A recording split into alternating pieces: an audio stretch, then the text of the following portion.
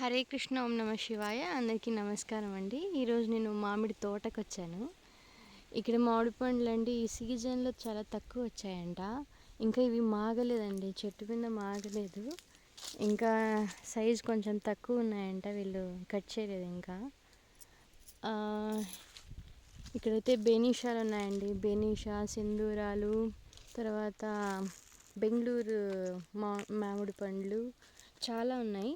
కానీ రైతులు ఎంత కష్టపడతారండి. ఇక్కడ మీరు చూస్తున్నారు కదా వాటర్ డిప్. సో ఇక్కడ వాటర్ అంటే చాలా 3-4 కిలోమీటర్స్ దూరం నుంచి వాటర్ వస్తుందన్నమాట ఈ చెట్టుకి. సో ఇంకా కోతులు అంట అండి, కోతులు, చిలకలు ఇంకా పళ్ళన్నీ కొట్టేస్తూ ఉంటాయంట. సో రైతు కష్టాలు అంతా ఇంత కాదండి. సో అక్కడ చిన్న కుటీరం మారిగా ఉంది కదా.